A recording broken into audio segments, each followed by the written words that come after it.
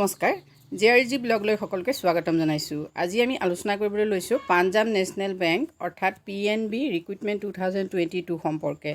Punjab national বেংকত মেনেজাৰৰ পদ ওলাইছে 103টা। এই পদসমূহৰ বাবে কেনেকৈ আবেদন কৰিব আৰু কোনে কোনে আবেদন কৰিব পাৰিব, শিক্ষাগত অৰ্হতা কি লাগিব সেই সম্পৰ্কে আজি ভিডিঅ'টোত আমি আলোচনা কৰিম।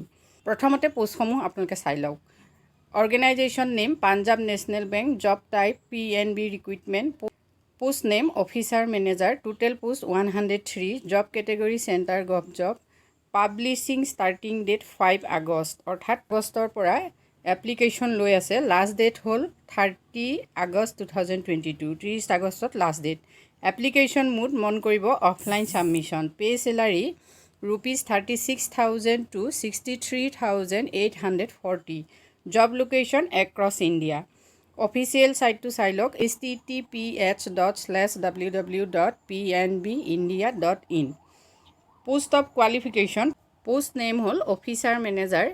এছপিৰিয়েণ্ট must have a certificate degree of BE engineering, graduate or must have an equivalent qualification from a recognise institute or board. Total vacancy চাওক 103। এজ লিমিট হ'ল age limitation 1 July 2022, minimum age হ'ল 21 years আৰু maximum হ'ল 35 years। Pay scale remuneration pay salary for PNB officer manager post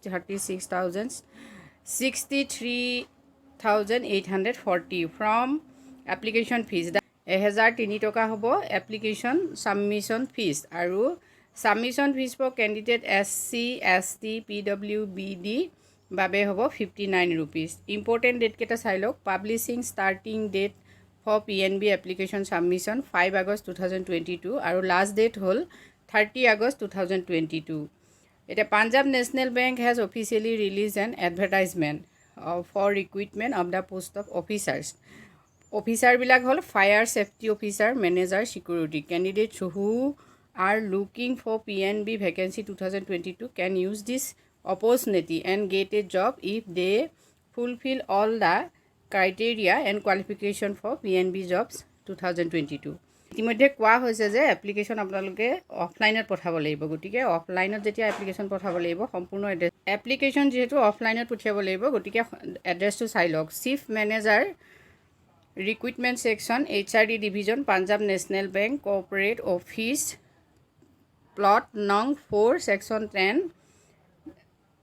Dwarka, new Delhi 110075। সম্পূৰ্ণ তথ্যখিনি চাবলৈ আপোনালোকে description বক্সৰ লিংকত যাব পাৰে। আজিলৈ ইমানেই, ধন্যবাদ।